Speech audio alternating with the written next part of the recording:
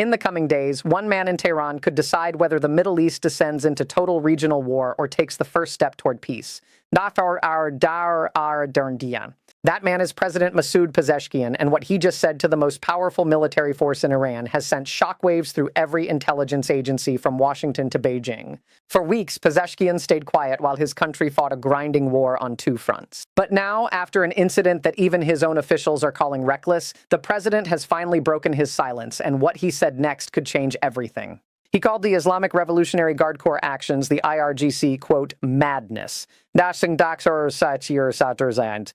are not the words of a man playing politics. Those are the words of someone watching his nation slide toward collapse and deciding he has no choice left but to fight back. So what exactly happened? Why is the president suddenly turning against the very institution that has controlled Iran for nearly 5 decades?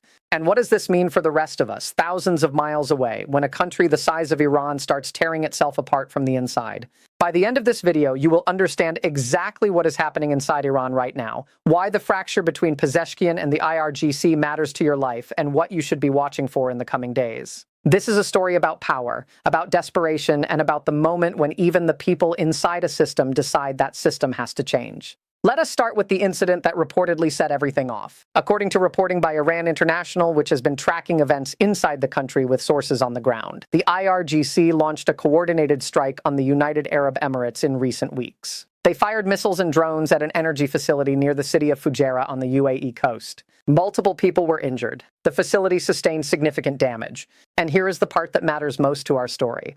President Pezeshkian was not told. He was not consulted. He was not even informed until after it was already done. Imagine being the elected president of a country, someone who ran on a platform of reform and moderation, and your own military just launches an attack on another sovereign nation without even picking up the phone. That is exactly what happened to Pezeshkian. And when he found out, sources say he was furious. Not diplomatic anger, not a carefully worded statement. Furious. He reportedly described the strike as, quote, completely irresponsible, and then he used a word that no one expected to hear from him in public. He called it madness. Now, why would a missile strike on the UAE drive a president to call his own military crazy? Because the UAE is not just any neighbor. It is a key trading partner, a diplomatic contact with Western nations, and one of the countries that has been quietly working to keep lines of communication open during the chaos of this war. Striking the UAE was not just a military act. It was a political declaration that Iran was prepared to escalate against everyone, and it threatened to blow up months of behind-the-scenes negotiations aimed at finding a way to stop the fighting. Pezeshkian apparently believed that a diplomatic off-ramp still existed, a narrow window where Iran could signal willingness to return to talks, and the IRGC just slammed that window shut with missiles. So the president did something unprecedented. He demanded a meeting with Mojtaba Khamenei, who is the son of Supreme Leader Ali Khamenei, and who many analysts believe is being positioned to eventually take over the top spot. Pezeshkian wanted to go directly to the top and tell him to stop the IRGC from attacking Persian Gulf states. He wanted to make the case that the ceasefire being negotiated could still be salvaged. He wanted to be the one to signal to international mediators that Iran was ready to talk. But here is where the story gets even darker. Sources say Pezeshkian requested this urgent meeting multiple times and received no response. The supreme leader, or at least the people controlling access to him, simply did not reply. Think about what that means. The president of the country cannot get a meeting with the supreme leader. The phone is not being returned. The requests are being ignored. And why? Because according to multiple reports, a security cordon has been erected around Khamenei.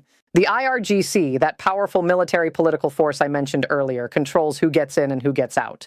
Government reports cannot reach the supreme leader. Cabinet ministers are being kept away. The president himself is being sidelined.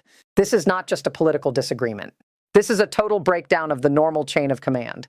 The elected government is being locked out of the room where decisions are being made. The response from the IRGC has been to basically tell Pezeshkian to sit down and be quiet. According to reports, IRGC Chief Ahmad Vahidi rejected the president's demand that executive decisions about the war be made by the civilian government. Vahidi reportedly said that wartime conditions mean key leadership positions must be managed directly by the Guard. In other words, the military is telling the elected president that the military is in charge now, and that is exactly where things stand. The IRGC has also been blocking Pezeshkian's appointments. When he tried to nominate a new intelligence minister, they rejected every candidate he proposed, including Hossein Dagan, a former defense minister. Vahidi insisted that such positions are too sensitive to be left to civilians during wartime. The president nominated, the Guard vetoed, the nominee never got the job. This has happened repeatedly, with Pezeshkian finding his authority hollowed out piece by piece. He is the president in name, but the IRGC holds the real power. Now, here is where this stops being just a story about Iranian politics and starts becoming something that affects all of us. Because while this power struggle plays out in the corridors of Tehran, ordinary Iranian citizens are living through an economic catastrophe. We are not talking about inconvenience. We are talking about a country that is approaching total economic collapse. According to figures cited by state-affiliated institutions and economists who track Iran, more than 40% of the population now lives below the absolute poverty line. In the capital city of Tehran, that number exceeds 50%. Half the people in Tehran are poor by any reasonable definition. Food prices are not rising day by day, but hour by hour. Some essential staples have increased by at least 50% compared to pre-war levels. The disruption of internet access has halted services that people depend on for daily life. Factories and production facilities are facing acute shortages of raw materials. And according to messages from government employees reported by Iran International, salaries and benefits for a large segment of public workers have not been paid regularly for 3 months. 3 months without a paycheck while prices double and triple around you. That is the reality for millions of people right now. So when Pezeshkian says the IRGC approach is madness, he is not just making a political argument. He is looking at a country where half the people in the capital city are poverty-stricken, where food costs are exploding, where workers have not been paid in months, and where the military keeps launching attacks that make the situation worse. He is watching Iran burn, and he is saying out loud that someone needs to stop this. The question is whether anyone inside the system is listening. And this brings us to the deeper story, the one that most news coverage is missing. This is not simply a conflict between a reformist president and a hawkish military. This is a collision between two fundamentally different visions of what Iran should be. Pezeshkian ran for president on a platform of opening up to the world, fixing the economy through diplomacy and reducing tensions with Western powers. He won in an election that many saw as a protest vote against the hardliners, a sign that ordinary Iranians wanted change. But the IRGC, the Islamic Revolutionary Guard Corps, has a completely different agenda. The IRGC is not just a military force. It is a political empire. It controls vast swaths of the Iranian economy through its business holdings. It runs intelligence operations, both domestic and foreign. It shapes foreign policy through its own networks, and it answers to the supreme leader, not to elected officials. For the IRGC, maintaining Iran as a regional power with a strong military footprint is non-negotiable. Diplomatic compromises that might improve the economy but reduce military influence are unacceptable. The Guard would rather keep fighting, keep sanctioning, keep controlling, than give up any of its power or its vision of Iran as a revolutionary force in the Middle East. So what we are seeing now is the clash of those two visions playing out in real time, in the middle of a war with millions of people's lives hanging in the balance. Pezeshkian sees the war as a catastrophe that must be ended before it destroys everything. The IRGC sees the war as a test of resolve, a chance to prove Iran will not back down, and a justification for expanding their own control over the state. These two views are not compatible, and they are colliding with increasing violence, both political and potentially literal. But there is another layer here that makes this even more complicated. Sources inside Iran report that there is also a crisis brewing within the inner circle of the supreme leader himself. Apparently, there are factions working to remove Ali Asghar Hijazi, a senior security official who has been a longtime guardian of the system. Hijazi reportedly warned that elevating Mojtaba Khamenei to supreme leadership could hand full control of the country to the IRGC and sideline civilian institutions permanently. In other words, he was saying out loud that if the current succession plan goes through, Iran will cease to have any meaningful civilian government. The military will own everything. That warning apparently made Hijazi a target. Earlier in the war, there was an airstrike in Tehran that was targeting him, according to reports. He is believed to have survived, but the message was clear. Even senior officials who raise alarms about IRGC overreach are not safe. If you are finding this breakdown useful, subscribe now and turn on notifications. We track these developments in real time, and the next update could change the entire picture. This story is moving fast, and new information is coming out every day that reshapes how we understand what is happening inside Iran. Do not miss the next piece of this puzzle. Now, let us go deeper into what this all means and why it matters so much for the rest of the world. Think about what is happening inside Iran right now as a kind of structural collapse. The normal institutions of government are not working as designed. The president cannot get access to the supreme leader. The cabinet cannot make appointments without military approval. The economy is in freefall. The military is making its own foreign policy decisions. This is the kind of environment where countries do unpredictable things. When leadership structures break down, when the chain of command becomes unclear, when different factions are fighting for control, mistakes happen. Miscommunications become crises. Actions taken by one group without consultation of others can trigger responses that spiral out of control. This is why intelligence agencies around the world are watching this so closely. Consider what might happen if the IRGC launches another strike without telling Pezeshkian, and that strike triggers a response from the United States or Israel that kills Iranian personnel. The president, who was not informed about the strike, is now suddenly in the position of having to respond to an attack he did not authorize. What does he do? Does he escalate because the military tells him to? Does he try to de-escalate and risk being overridden by the same military that sidelined him? Does the supreme leader intervene, and if so, whose side is he on? These are not abstract questions. They are real scenarios that experts are actively modeling in defense ministries right now. The fracture inside Iran is not just a domestic political issue. It is a source of potential instability that could reshape the entire trajectory of this war. And here is something else to consider. If the IRGC is increasingly making decisions without civilian oversight, that means the people who are pushing for maximum confrontation have the least accountability. You have hardliners who believe Iran should never compromise, who view any diplomatic flexibility as weakness, and who see war as an acceptable tool of statecraft. And right now, those hardliners are the ones driving policy, not the elected president who ran on a platform of moderation. The people with the most extreme views have the most power, and the people calling for restraint are being pushed out of the room. That is a dangerous combination, especially in a country with the military capabilities and regional influence of Iran. But here is the other side of the story. The fact that Pezeshkian is speaking out, the fact that there are leaks about his anger and his demands, the fact that the president's frustrations are becoming public, all of this suggests that the internal cracks are getting harder to hide. When governments start having visible fractures, when different factions begin speaking to the press or to foreign media, it often means someone inside is looking for allies. Pezeshkian reaching out to international mediators through back channels, trying to signal that Iran could return to negotiations, that is a sign he is looking for a way to end this war on terms he can accept. And if he is willing to talk, if he can get the supreme leader to listen, or if he can build enough internal support to push back against the IRGC, there might actually be a path to de-escalation.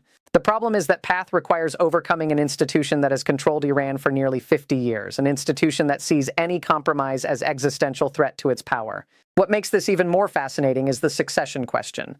The current supreme leader, Ali Khamenei, is 85 years old and has been in poor health for some time. The likely successor is his son Mojtaba, who has been consolidating power and positioning himself to take over. But here is the tension. Mojtaba has reportedly been aligned with the IRGC, which makes sense because the Guard needs him to protect their interests. But the same dynamic means that if Mojtaba becomes supreme leader, the IRGC's grip on the country becomes permanent and absolute. There will be no more pretense of civilian government. The military will rule directly through a supreme leader who owes his position to them. That is the future that officials like Ali Asghar Hijazi have been warning about, and it is the future that Pezeshkian is apparently trying to prevent. He may be the last person in a position of formal authority who is trying to stop the total military takeover of the Iranian state. For ordinary people in Iran, this political drama translates into very concrete consequences. The poverty statistics we talked about are not just numbers. They are families skipping meals. They are parents who cannot afford medicine for sick children. They are workers who have not been paid in months and do not know how they will make rent. They are young people who see no future for themselves and are desperate to leave. The war has devastated an economy that was already struggling under the weight of international sanctions, and now the combination of war, sanctions, and internal dysfunction has pushed the country to the edge of collapse. If you were one of those families, what would you want most? You would want the fighting to stop. You would want the sanctions to lift. You would want the economy to start working again. And if the president is the one person in the government calling for exactly that, and the military is the one preventing it, then you probably have some very strong feelings about who is right. Drop your thoughts in the comments below. Do you think a fractured Iran is more likely to seek peace or to lash out in desperation? Your perspective helps us all see angles we might miss. This is one of those situations where the answer is not obvious and the different possibilities are worth discussing. While you are thinking about that, consider this next piece of the puzzle. The international context here is crucial. The United States under President Trump has been conducting military operations against Iran, including what is being called Operation Epic Fury. Trump has said publicly that the war could end in 2 to 3 weeks if Iran agrees to a deal, but he has also made clear that the military option remains on the table. American officials have indicated they want a negotiated solution, but they are not going to wait forever. Israel has its own interests in this conflict, its own operations ongoing, its own calculations about what constitutes success. The UAE and other Gulf states are watching nervously, knowing they could become targets if the fighting escalates. European powers are trying to play diplomatic roles, pushing for restraint while also maintaining their own sanctions regimes. China and Russia have their own relationships with Iran and their own strategic calculations. Everyone has a stake in how this plays out, and everyone is watching the internal Iranian dynamics very carefully. If the IRGC is in control, the calculus for negotiations looks different. The Guard has every incentive to keep fighting because their power depends on maintaining the current system. They are not going to accept terms that reduce their influence or threaten their survival. But if Pezeshkian or some other civilian faction can gain the upper hand, the possibility of a diplomatic settlement becomes more real. The president may be more willing to accept compromises that the IRGC would never accept, simply because he cares more about the economy and the welfare of ordinary people than about maintaining revolutionary military dominance. So the question of who wins the internal power struggle inside Iran is not just an Iranian question. It is a question that will determine whether the rest of the world gets war or peace, sustained conflict, or negotiated resolution. What are the possible outcomes here? Let us look at the scenarios. First, the most likely outcome in the near term is continued tension and deadlock.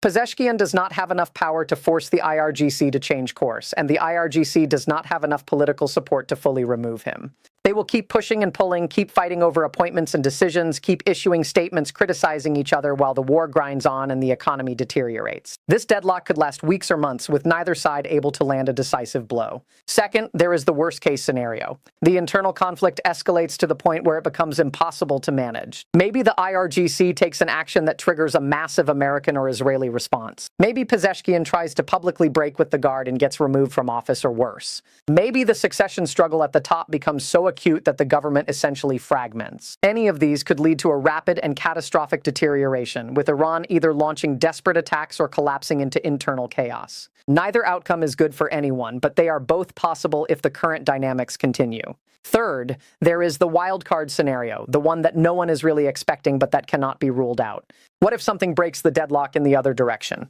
What if pressure from the economy, from ordinary people, from the international community, from the supreme leader himself forces the IRGC to accept some kind of compromise? What if Pezeshkian finds a way to get his message to the outside world, to signal willingness to negotiate, and finds a partner on the other side who is ready to deal? It would require a lot of things to go right at the same time, but it is not impossible. It would require the president to outmaneuver people who have been playing political chess for decades, but he has shown he is willing to take risks. And it would require the IRGC to accept that they cannot win everything, which is something they have never had to do before. Here is what you should be watching for in the coming days. First, watch for any public statements from Pezeshkian that signal willingness to negotiate. If he starts talking more openly about ceasefire terms or diplomatic solutions, that is a sign he is building towards something. Second, watch for IRGC responses to any proposed talks. If the Guard immediately dismisses negotiations or threatens consequences for anyone who participates, that tells you they are not prepared to accept compromise regardless of what the president says. Third, watch for signs about the Supreme Leader's health and the succession question. If there is any news about Khamenei being incapacitated or Mojtaba's position being solidified, that changes everything because it determines who has final authority to make decisions. Fourth, watch for economic indicators from inside Iran. If poverty and desperation reach a certain threshold, you could see either popular protests demanding change or a complete economic breakdown that forces everyone to the table. Fifth, watch for any military incidents that escalate the conflict. A strike, a sinking, an attack on infrastructure, anything that raises the stakes suddenly and forces everyone to respond. The bottom line is this: the fracture between President Pezeshkian and the IRGC is not just a political curiosity. It is one of the most consequential developments in the Iran story, and it is happening right now in real time. The man who ran for president promising to fix the economy and open up the country is now being sidelined by the very institution that has controlled Iran for almost 50 years. He is calling their actions madness, demanding to be heard, trying to find a way to stop the war before it destroys everything. Whether he succeeds or fails will shape the future of the Middle East and affect all of us in ways we may not even realize yet.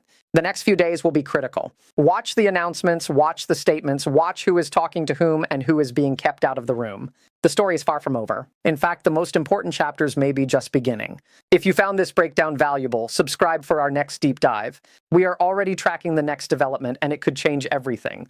This is one of those stories where staying informed is not just about understanding the news. It is about being prepared for what comes next. And what comes next in Iran will matter to all of us for a very long time.